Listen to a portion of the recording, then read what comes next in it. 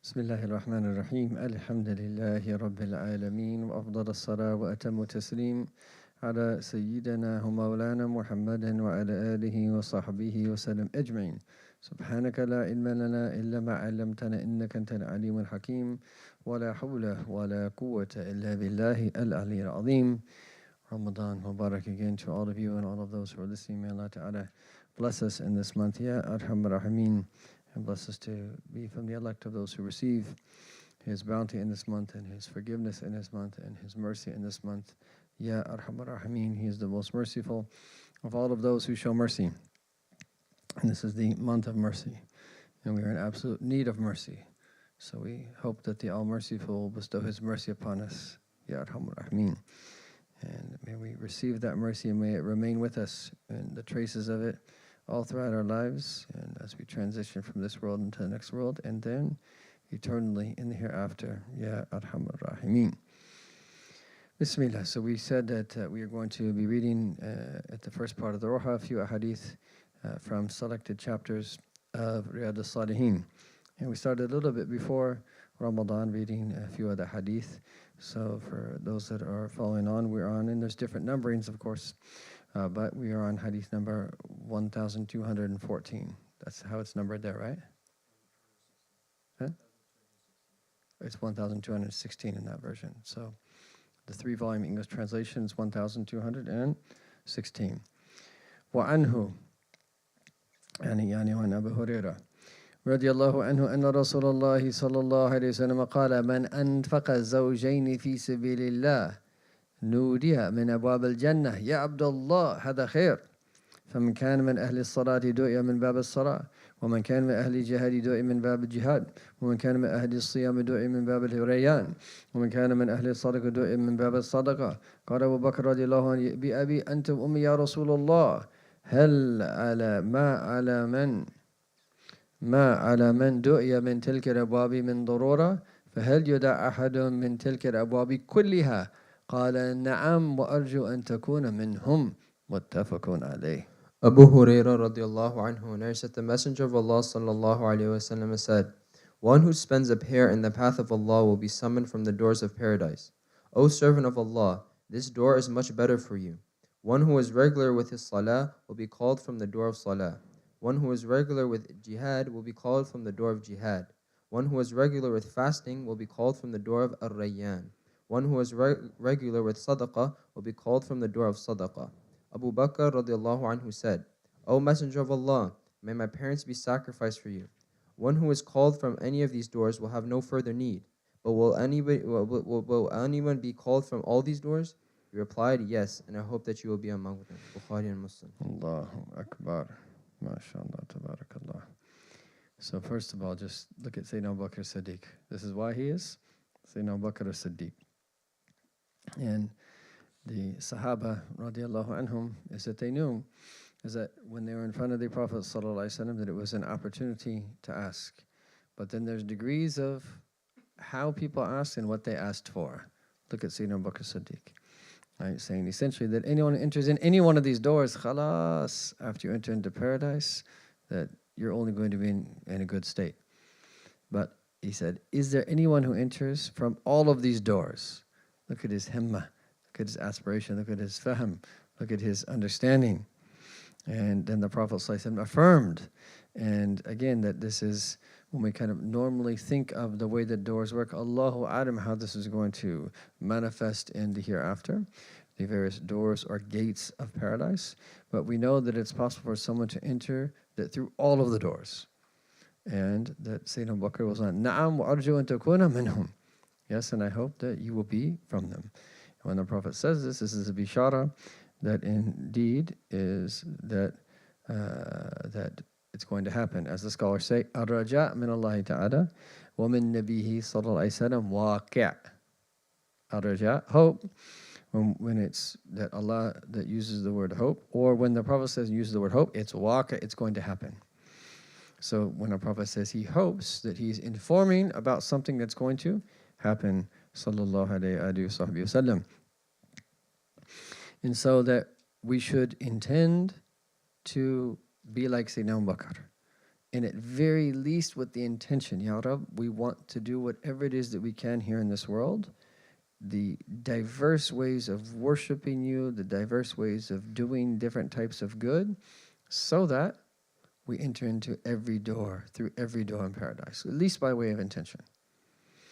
And this is why it requires us to read blessed books of hadith, read blessed books of fiqh, so that we can learn about all the different things that we can do.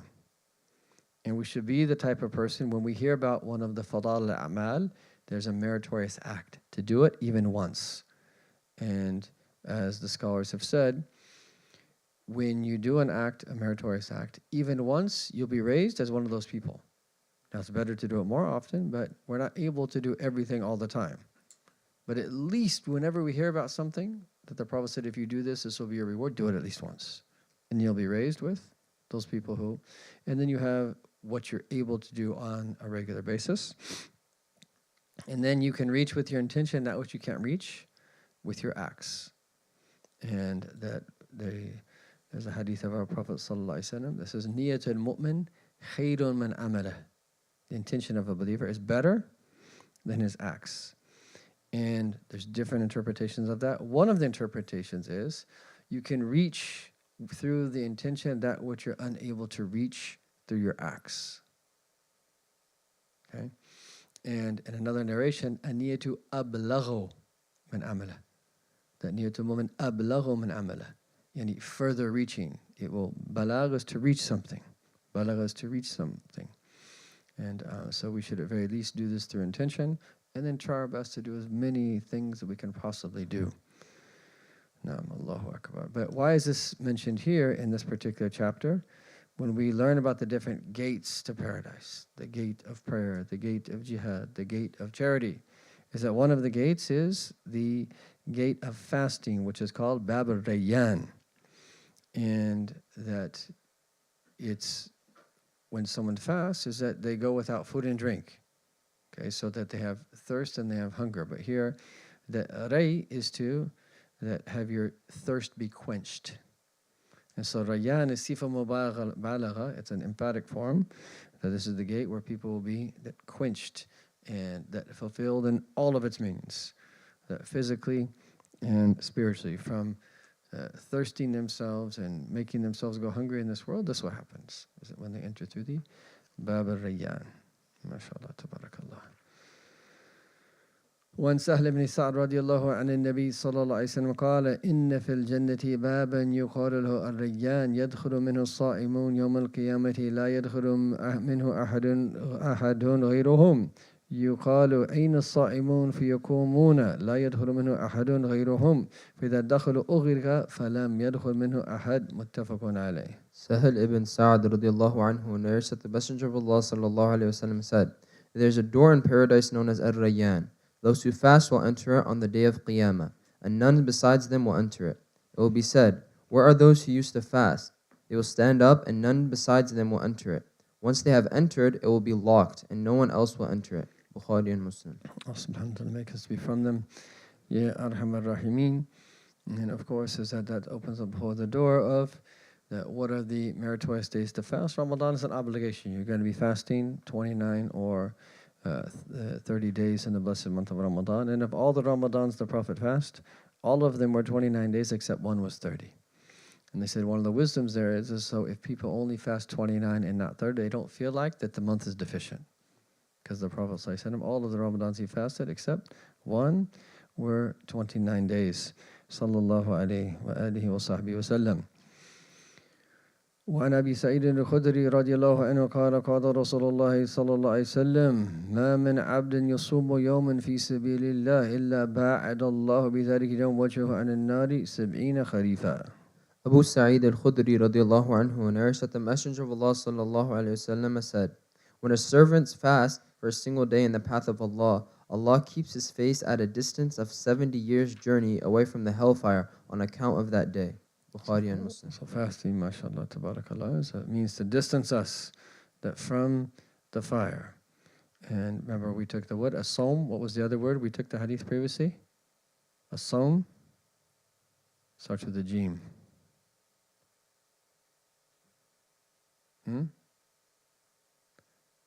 Junnah. Remember?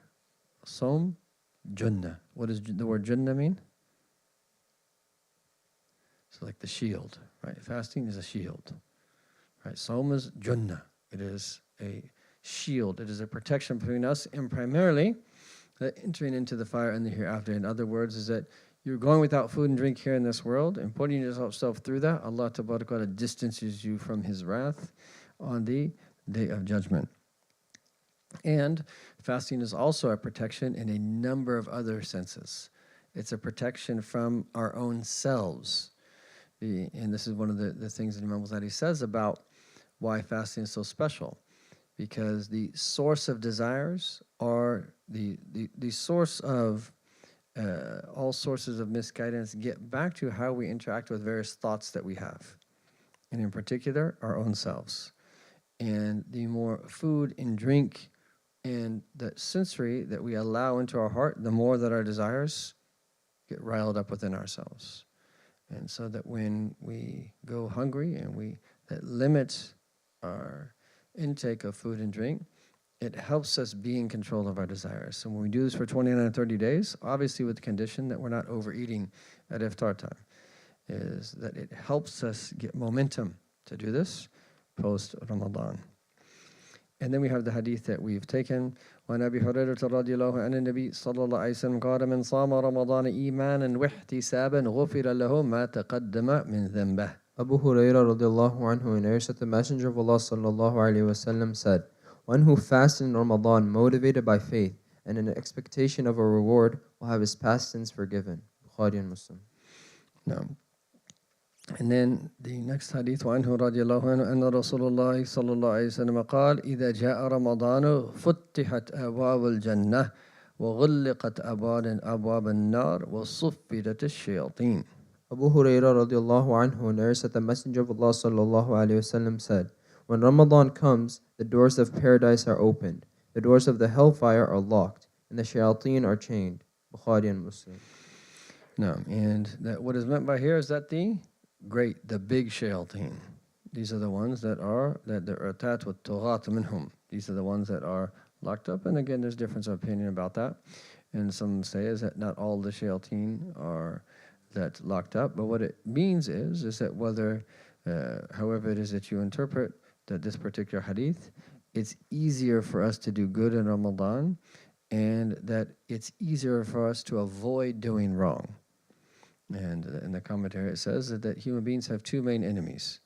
Even though the world is the enemy in and of itself, that we could have enemies in relation to people, but our primary enemies are our own nafs and shaitan. And so that when we fast, is that Allah Ta'ala assists us that overcoming ourselves because we're not partaking in our desires. So it assists us in overcoming ourselves. And then in relation to shaitan, is that Allah Ta'ala chains up the big shayateen in Ramadan to assist us in relation to that particular enemy. So this is a month where we can get a beautiful momentum in doing things that make us successful in the spiritual path, but then we want to have it carry over post-Ramadan. And we want to erase from our minds right now that it's very easy for the nafs when we're just fasting at the lowest level. It's like, oh my goodness, how many days left? I got to get back into my daily habits and so forth. And so that once that we know Eid's coming, yes, we should be happy for Eid. But again, like when we're happy when we break our fast, we're happy for Eid because now we fasted the whole year. And they say when you walk back home from the Eid prayer, so the sunnah is to walk to the Eid prayer in one way and walk home in a different way. Tamam? And there's wisdoms that they mention for that. But that's when the angels pass out the reward of those who fasted the month of Ramadan. So the scholars say we should be especially aware when we're walking home from Eid. This is the time where the angels, now that that fulfilled the obligation upon you, which is fasting Ramadan, they're distributing the spiritual gifts from fasting the blessed month of Ramadan. But the point here is that we want to be excited for how our life's going to be after Ramadan. Not because Ramadan's over, but now we have a momentum where we're going to live differently. We want to be transformed post-Ramadan. And imagine if every time that we do that, so the average person, let's just say, leads to, 60 to 70, maybe 80 years old. And modern people live a little bit longer. But the overall average of the Prophet's ummah is 60 to 70. And so that if someone is, if they live, let's just say to 70, they're going to fast probably 55 years of Ramadan, roughly, maybe a little bit more. So anywhere from 50 to 60 years of Ramadan. Allahu Akbar. And imagine if every time you approach that year of Ramadan, you approach it with in the right perspective. And you approach on that you want to, that polish the mirror of your heart, is that you want to work on yourself. How are you going to be after 55 years of fasting Ramadan? Oh, how ready to meet Allah Ta'ala. What blessings, what kind of blessed servant are you going to be? What degree of wilayah could you possibly attain? These doors are open for us from the bounty of Allah Subhanahu wa Ta'ala. Okay, we'll stop there. Bismillah.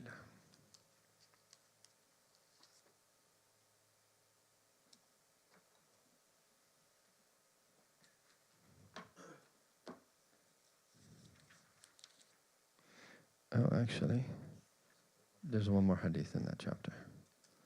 I didn't see it in there. وعنه رضي الله عنه أن رسول الله صلى الله عليه وسلم قال صوموا لرؤيته وأفطروا لرؤيته فإن غبي عليكم فأكملوا عدة شعبان 30 متفق عليه وهذا لفظ البخاري وفي رواية لمسلم فإن غم عليكم فصوموا 30 يوما. Abu Hurairah radiallahu anhu narrates that the Messenger of Allah sallallahu alayhi wasallam said, "Commence fasting with the sighting of the new moon, and end fasting with the sighting of the new moon. If the new moon is concealed from you because of clouds, complete 30 days of Sha'ban, Bukhari and Muslim. A narration of Muslim has, if it is cloudy and you do not see it, then fast for 30 days. And this is the best thing of all to do, is to go off of a naked eye moon sighting. This is the best thing to do of all.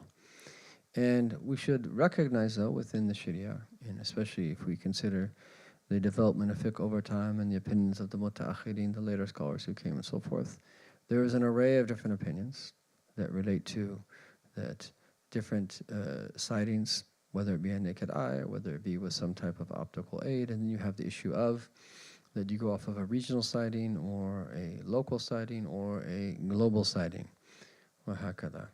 And then you have the issue of calculations, that these are the issues that cause the community to incline towards one opinion or the other. And I think that what we should encourage people to do is to recognize that as long as the opinion is valid in the sacred law, is that we can't say that someone's wrong in terms of how it is that they're fasting. And we want to have unity of the hearts. And so just as in prayer, when it comes to prayer, we're praying at different times, but everyone's praying 5 daily prayers because we live in different places. No one's saying, why did you pray at a different time when you prayed at a different, because now fasting is obviously a little bit different because it's a whole day. But I think the main thing is that we preserve the unity in our hearts with other Muslims. And one of the things we've been able to do locally is get almost all of the Islamic centers and masajid to come together to agree upon a particular criterion. And it required a little bit of principled compromise, which I believe to be defined as long as you're still following the guidance of the people of ilm, of knowledge. Unprincipled compromise is where you're just doing something that doesn't have a basis in knowledge.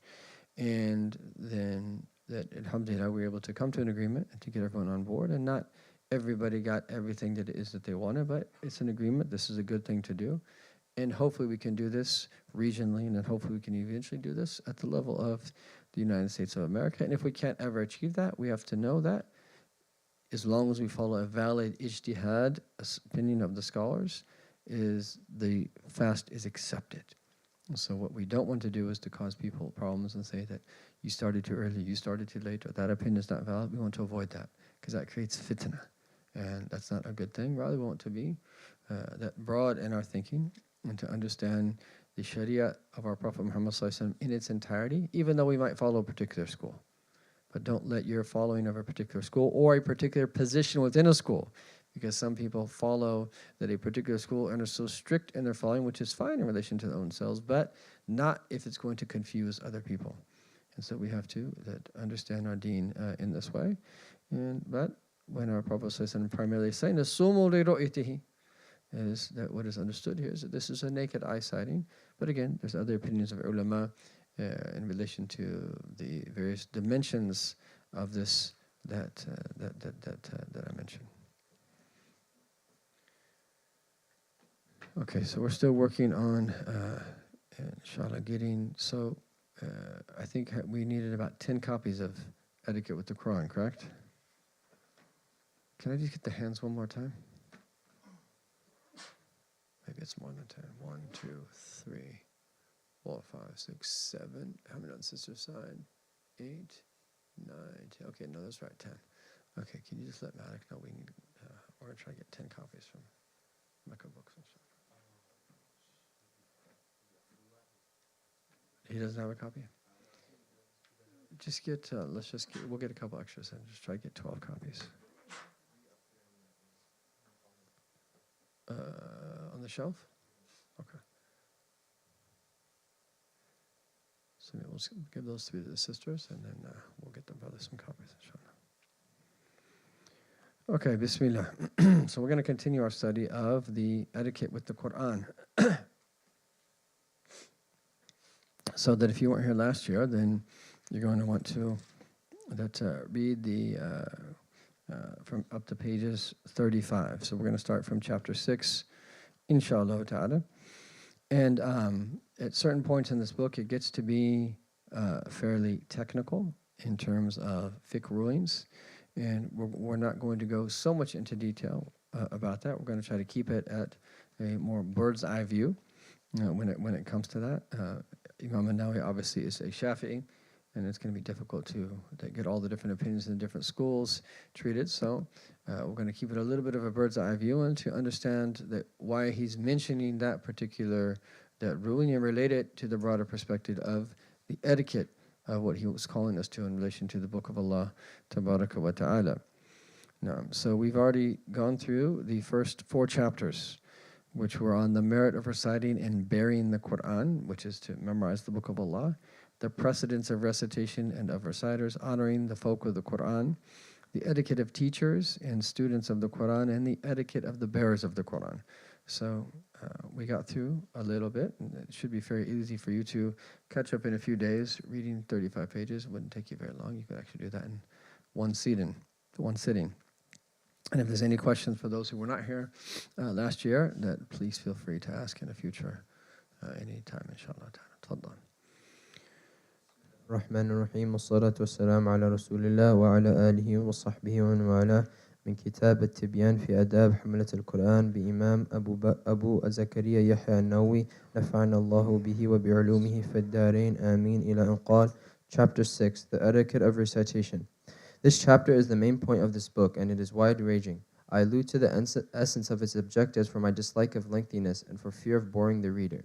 The first things that are obligatory for the reader are sincerity, as previously stated, and observing proper etiquette with the Quran. One should bring to mind that he is addressing Allah Most High, and therefore should read as if one sees Allah Most High. And even if he does not see Allah, verily Allah Most High sees him. Beautiful. Imagine if you're able to implement that. He just included that in a paragraph, but look at that. Allahu Akbar. The first things obligatory for the reciter of all is al-ikhlas, sincerity. Why are we reciting the Book of Allah Ta'ala? We're reciting His book to draw near to Him. We want to draw near to Allah. That's why we recite the Quran.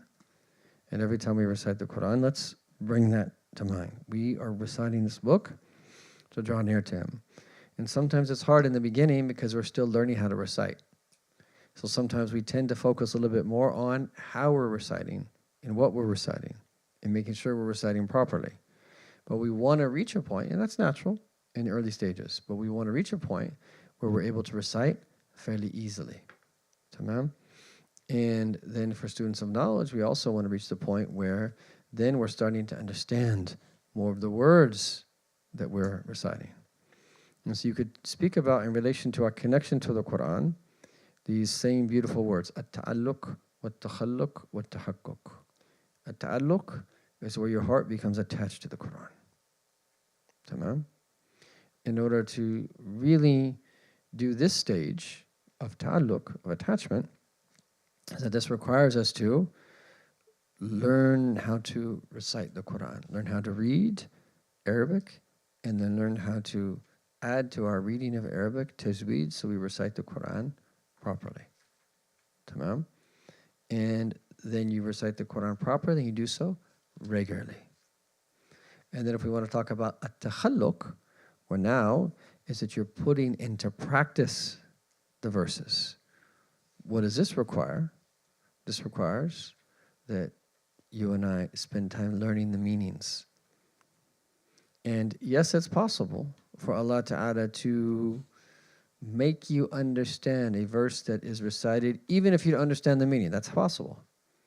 And one of our teachers said, and I always like to mention this, we mentioned this last year, one of our teachers said, is that if you have the right state of heart when you approach the book of Allah Ta'ala, you will benefit from the recitation of the Quran or hearing the Quran recited in ways that people who even know the Arabic language well don't benefit from the blessing of your work. It's called ta'zeem. You exalt the book of Allah in your heart. So we're standing in Taraweeh, and we might not know all the words that are being recited. We actively try to learn the Arabic language, to learn the book of Allah Ta'ala. But by having ta'zeem and exalting Allah's book in our hearts, is that it is possible that Allah changes us internally and blesses us to put the Quran into practice, even if we're unable to articulate it. Right? This is possible. But we would like to add to that the knowing of the meaning, which facilitates this takhalluq, where our khuluq becomes the Quran. Right? Is that how do we become? What is our character? Our character becomes the Quran. That's what we want. And then the highest degree is what is called tahakkuk, right? Where that the higher degrees of realization of the various verses are realized within us, right? And that's when we talk about our Prophet being a walking Quran, sallallahu alayhi wa sallam, and all of its meanings outwardly and inwardly. And that's a more spiritual dimension of ihsan, which is the highest dimension of all. Right? Now, so it starts though with ikhlas, being sincere. وَمُرَاعَةِ الْأَدَبِ مَعَ الْقُرْآنِ, and observing proper etiquette with the Quran in all of its meanings. Proper etiquette in terms of how we handle the mushaf, the copy of the Quran, where we place it, making sure not to put anything on it, where we put it in our homes, when we carry it, how we recite it, and so forth and so on. All things related to recitation of the book of Allah Ta'ala, how it is that we recite, where we recite, what it is that we're wearing, what we do, all of these things relate to our adab with the Quran. And this is really what we want. We want to have adab with the book of Allah Ta'ala. This whole book here is titled At-Tabyan fi Adab Hamalatul Quran. This is all about adab. So it's the whole book of etiquettes. And that some of those are outward etiquettes, and others are inner etiquettes. And so he says, we should bring to heart, and that one to bring to mind that he is that addressing Allah Most High. أَنَّهُ يُنَاجِي اللَّهَ تَعَالَى. That we bring to heart that when we are reading the book of Allah Subhanahu wa Ta'ala, is that we are in a state of munajah, a state of intimate conversation with Allah Tabaraka wa Ta'ala. And sometimes people would say that when it comes to prayer, is that in prayer that we are addressing Allah Ta'ala, and when we're reciting Quran, Allah is speaking to us, which is amazing. Allah is addressing us in His book directly. It's amazing to think about that. The Lord of the heavens and the earth. Think about how the implications of that. Allah Jalla Jalaluhu is addressing His servant in His book. And so then when we recite Allah's book, it's munajah. There's what greater state to be in than to be in prayer and to be reciting Allah Ta'ala's book. What greater state to be in? This is His book that He revealed to the best of creation. And this is why, as we've said, أَفْضَلُ إِبَادَةِ أُمَّتِي تِلَاوَةُ الْقُرْآنِ. The greatest form of worship of my ummah is recitation of the Quran. So that we bring to heart that we're in a state of munajah, intimate conversation. That's how you translate, that's one way of translating munajah. And that we recite it in a state that as if that we are seeing Allah, which is the definition of ihsan.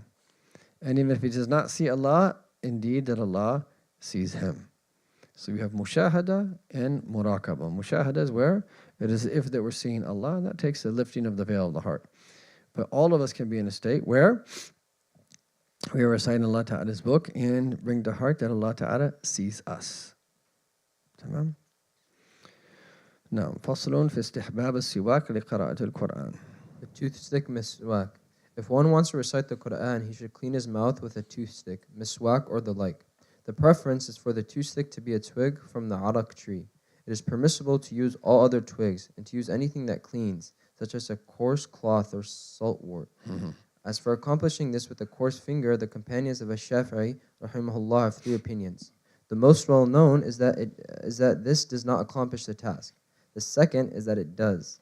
The third is that this is acceptable if nothing else is available, but not when there is. Okay.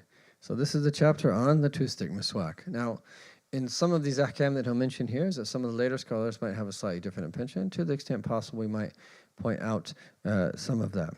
But here, that the siwak is something that is recommended. And the siwak is something that is mubarak because the Prophet ﷺ spoke of it. And that when he said in relation to the siwak, mardatun lil Rabb.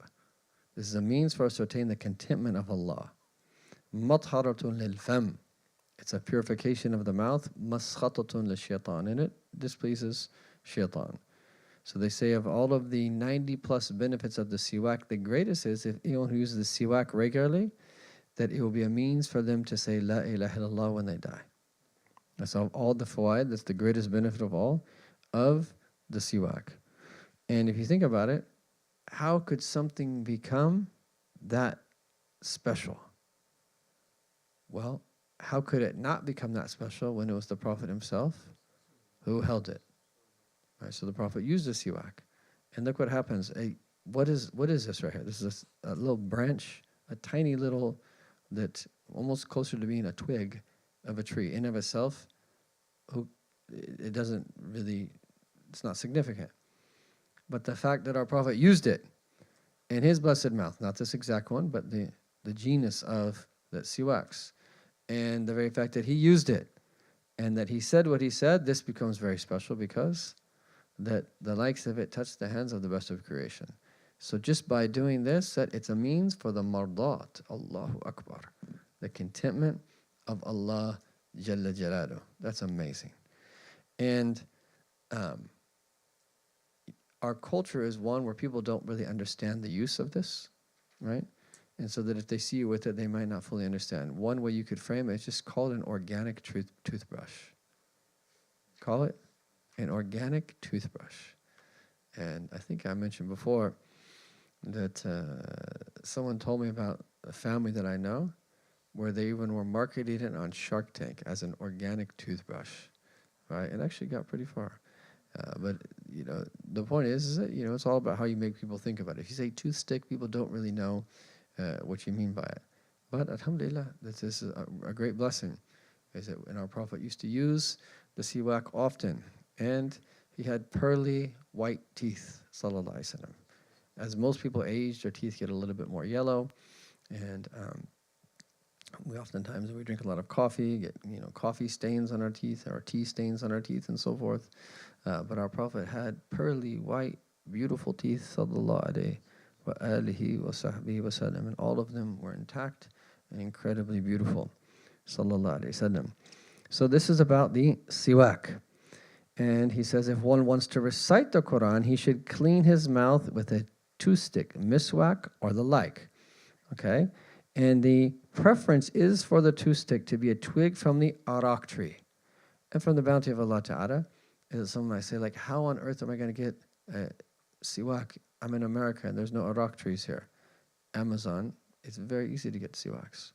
And they package them and they're vacuum sealed and so forth. And make sure you get it from legitimate companies. And they're not molded or things like that. And then you have your siwaks.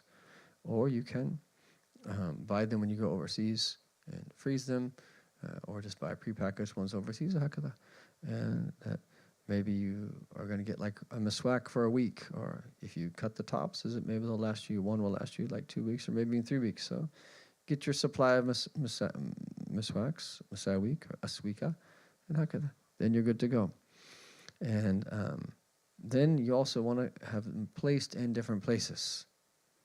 Because there's another hadith that says that salatun bisiwak khairu min sab'ina salatan bighayr siwak. Praying a prayer where you use the siwak is better than 70 prayers without the siwak. And there are some ulama say that the siwak is best to be used privately, like in the sinks in the bathroom. This is more of a Maliki position, and the Hanafis also have it where they don't use it just before prayer. They use it when they make wudu. And we respect that opinion. But also in the Shafis, it's recommended when you make wudu, but also when you stand up for prayer. And this is one of these things where I would probably incline more towards saying is that to follow the way that we've seen our shuyukh is that they use the siwak, especially before prayer and before they speak and before that they recite Quran. And there's a number of other times. But he's mentioning it here for when we recite Quran. In other words, is that what's the whole point? What is the etiquette that he's referring to is that you want your mouth to be in the proper state before you recite Allah's book. Okay, and he's going to be speaking about tahara being in a state of wudu next. But you want to have your mouth be clean. And so that if you have food in your mouth or you have a bad smell in your mouth or something like this, it's better to clean yourself for Allah right before you recite his book, Tabarak wa Ta'ala. This is part of the adab and the etiquettes. Aywa?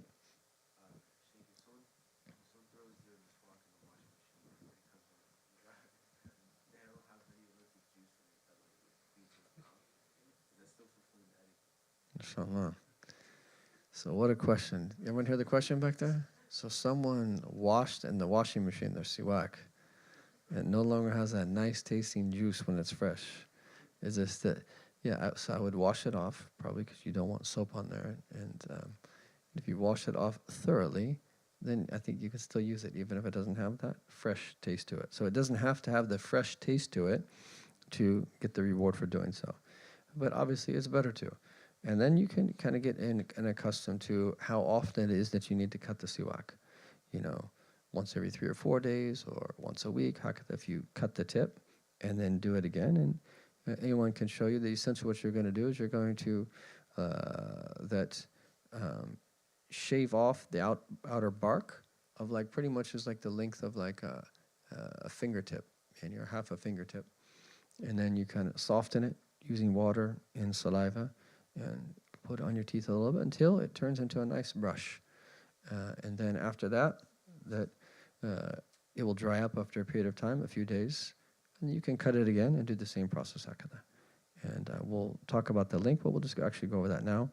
The sunnah length is to be smaller than a handspan and longer than 4 fingers. So if it goes shorter than 4 fingers, let's just say this is my siwak, it's there, then khalas, I should get another one. But as long as it's longer than 4 fingers and it's shorter than, you don't want to have like a, right? You want it to be shorter than your hand extended. Okay? Inshallah. Tayyib. Where were we? It is, so the best is to use the arak tree. So we don't need to go into all the different types of trees. You study that in the detailed books of fiqh in your various schools about the arak tree or then the zaytun tree and so forth and so on in terms of different types of siwak. If arak is available, which it is, just use that and khalas. Now, this is also important here. It is permissible to use all other twigs, okay, in the types of trees, because in Mauritania they didn't have arak trees, but they used to have this other type of siwak that we would use. And essentially it's like a twig from a tree. And to use anything that cleans. Okay, so anything that yunadhif, كالخرقة الخشنة. Okay, so the example that he gives here is that such as a coarse cloth. So some type of cloth, right? And that in of itself is going to clean, and that would take the place of a siwak. Okay, so like a paper towel, that's a little bit coarse, right? To use that. You forgot your siwak, you happen to have like a paper towel in your pocket, khalas, that's something that would work. Wal ushnan, which is any other type of plant or any other type of tree. Wa ghairi dhalika. So here, saltwort is just another type of plant, another type of plant or even tree. Tamam. And then they speak in detail about. Did you already read that point about the finger? Yes. As for accomplishing this with a coarse finger, some people have very soft hands. Some people's hands are a little bit more coarse. Is that the fuqaha didn't leave anything out. The fuqaha spoke about everything that it is that we need in detail. There's 3 opinions. The most well-known is that this does not accomplish the task, meaning that you don't get the reward for a siwak with your finger. The second is that it does. So some says that using your fingers enough.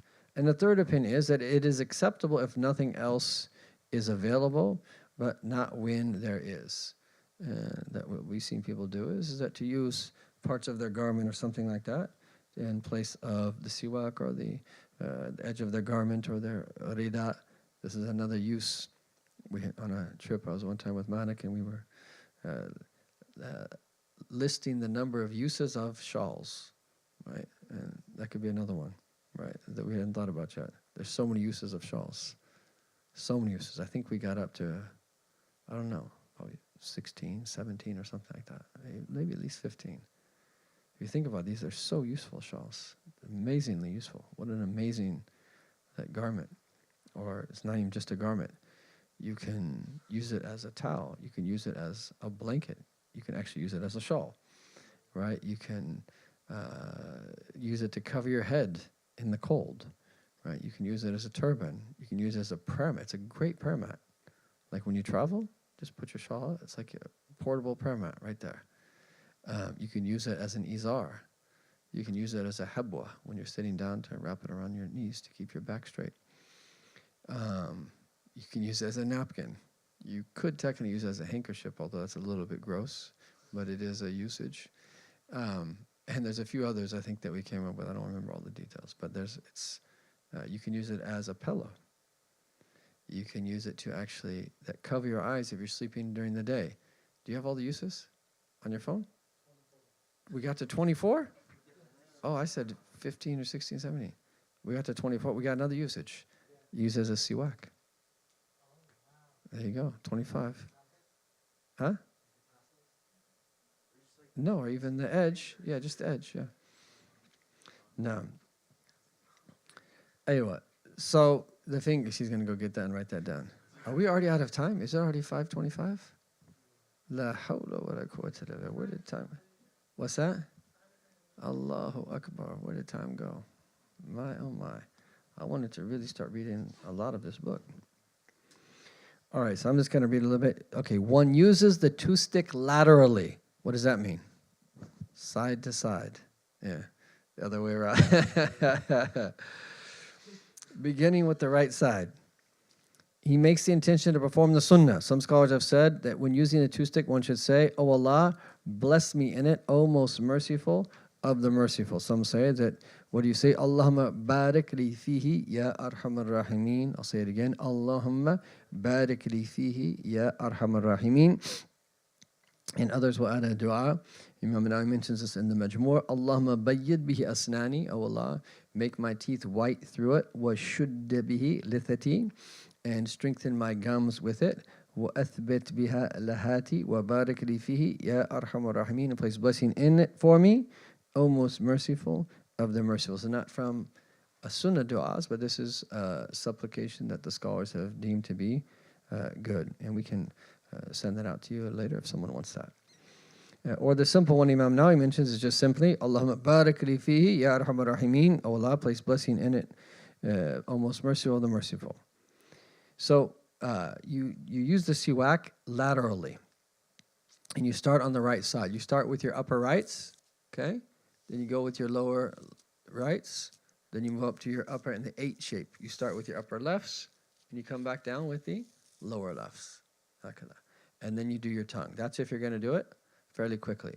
But as we'll see in this next passage, is that in previous times they didn't have toothbrushes, right? So their siwak was their toothbrush. So it's actually recommended to do this on the outside of the teeth, on the inside of the teeth, and on that what he calls here that your bicuspids, your teeth that have like a top to them, okay, that are more like square-like, to do it on top as well. And then even mentions the roof of the mouth in addition to the tongue. Allahumma salli ala wa ala. I was going to say something else here. I got distracted. So we start with the right side and laterally. So let me just read this passage and then we'll comment further. Al-Marwardi, one of the Shafi'i later followers, says, it is recommended to use the toothstick on the outer and inner portions of the teeth. One gently passes the toothstick over the edges of his teeth, gently. So you want to be careful. You don't want to go too hard, right? Because you can actually hurt your gums if you go too hard. And I remember a dentist saying to me is that when you use a toothbrush, and by extension the siwak, you should put as much pressure as if that you would put when you're rubbing your eye. Okay, so no one's going to rub their eye like, right, it's your eye, right? So just put your finger on your eye and go like this, right? See, like if it's just rubbing your eye, or just your eye itches or something like that, you got something in your eye, that's the amount of pressure you want to put when you're using a toothbrush, and by extension, a siwak, so gently. And that's what I was going to mention, is that so a toothbrush, a modern toothbrush, will definitely, if that a coarse cloth will fulfill that, is that a modern toothbrush fulfills the asl of the sunnah, the foundation of the sunnah. But the best is to use an arak. And what I would recommend my brothers and sisters to do is, feel free to brush your teeth in the morning and the evening, and to floss. Sunnahs, it's also a sunnah to floss. And I would recommend that you use good types of toothpaste, the more, and then the whole, you can get into the health things about fluoride and all that. We won't get into all that, but it's okay to brush your teeth in the morning. You make the intention to follow the sunnah because you're fulfilling the asl of the sunnah, and then carry a siwak with you, at very least when you make wudu, and then if you would like to, especially if you're a Shafi, when for prayers and at other times, and so that at any time that your mouth changes taste, it's recommended to use siwak, and the details can be found in the books of fiqh. They said that one should use an ordinary toothstick, not one one gently passes the toothstick over the edges of his teeth, bicuspids, right? Those are like the big molar-like teeth at the back of the mouth on the top and bottom, and molars, and the roof of his palate. They said that one should use an ordinary toothstick, not one extremely dry or wet. So if it's extremely wet, it doesn't clean properly. If it's flimsy. But if it's too hard, you can actually, make your gums bleed and then harm yourself. And he said, if it is extremely dry, then one should soften it with water. Okay, or that you can soften it with your own saliva. There's no problem with using someone else's toothstick with his permission, okay? With his permission, as long as you know that they are okay with that, right? And the later Shafi scholar says it is makruh. It is disliked, right, to do so, okay? That unless you're doing it for tabarruk, so if there's someone who's known to be a special person, to use their siwak, khalas, right? And, these types of things that there's, I think people are a little bit too particular about these things in our time. Let me just say that. Right? I think even people in our time, like when we're in Tarim, is that they're passing out water and everyone's drinking from the same cups. Everyone's drinking from the same teacups. You drink from it, you put it back, they give it to the next person. You drink from it, put it, give it to the next person. And they wash them. I mean, I don't know how they wash them, if they use properly soap and all that, but yeah, people seem to be okay. If we live an overly sanitized life, we actually become very weak. And I think in retrospect, people will see all during COVID, is just a side point, is that none of these customs changed that were had studied. They're still passing water around. They're still passing the coffee and tea around. And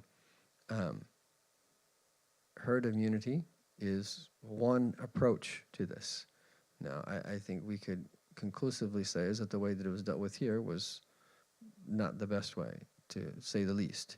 But the whole point is here, I think people are overly sensitive when it comes to these things and germs and so forth. And if something hits the ground, the 4-second rule is that no, if it hits the ground, dust it off and eat it, yallah, right? And it's good to get a little bit tough.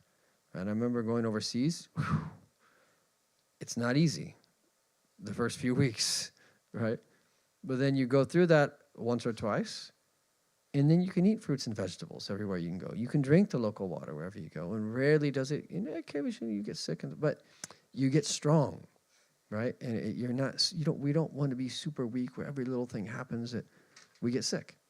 Now, obviously, someone who is elderly or has a very serious, that's high risk, that's different.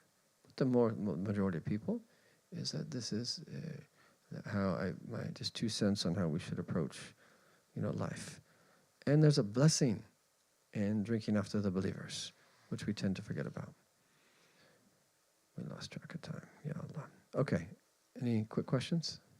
Oh, wow. All right. Mustafa, you gotta be quick.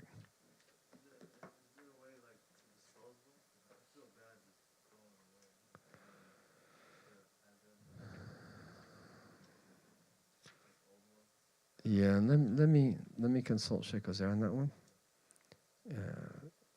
Yeah, and I'll get back to you on that one. Anyway. But I left you hanging that other time too, so tfadal. So, in our house, we have like a basket that's filled with miswaks, and no one knows whose they are. So, are we allowed to use them? I mean, I'm sure that no one's going to say, hey, why are you, I'm sure that what he's saying here, right? But the best thing is probably to be responsible enough to, keep your own miswak. Maybe like put a little mark on it so that you know that, right? Or you can put like a little Sharpie pen mark on it, tie a string around it. And I think that might be one way that would help you. Yeah. Inshallah. Any on the sister side? تفضل Nisa.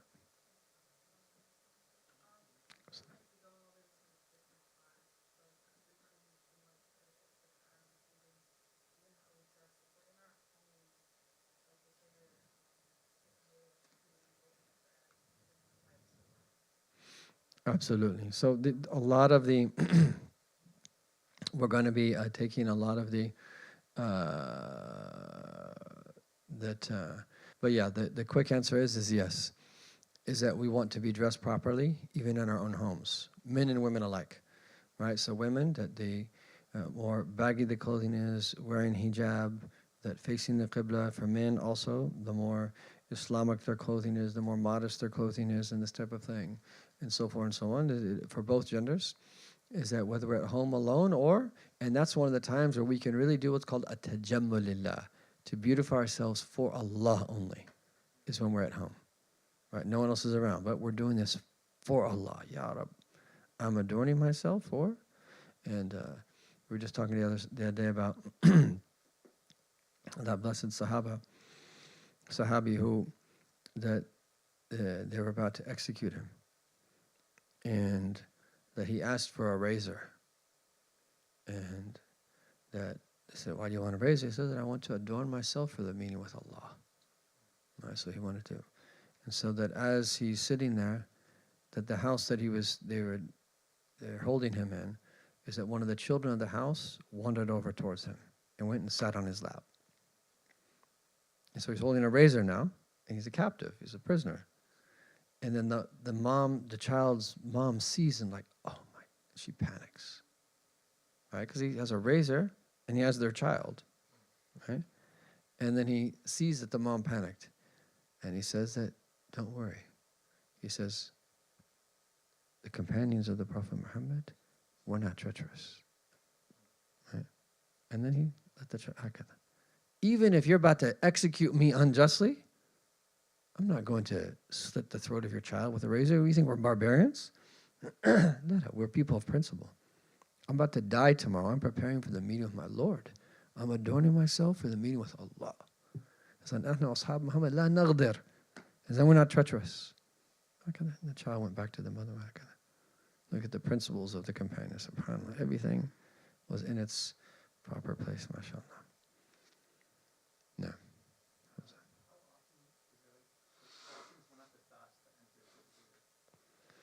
The more the better, inshallah. The more the better. I was looking for something to kind of like, there's like they say for like the dhakirin Allah kathiran wa dhak, to be those who remember Allah often, right? That they mention specific things about that. At very least, to say the invocations in the morning and the evening and the adiyat al-ahwal at the various times of the day and so forth, to be from that. And then the more you do, the better. But I haven't seen anything about that for fasting. The more, the better. What I've seen is in our time, our teachers encourages 3 days a month. Each day is like 10 days. It's as if you fast the entire year, right? So that, we haven't implemented that yet here, but maybe we move towards that where we all fast together on 13th, 14th, and 15th of the month. And that'd be, and now they do that. They didn't do it when I was studying, but now they do that. But the more the better. But I haven't seen like a criterion, but we can ask one of the other teachers, inshallah. Inshallah, let's just end with a couple lines of just a qasida, mukhtasar asidi.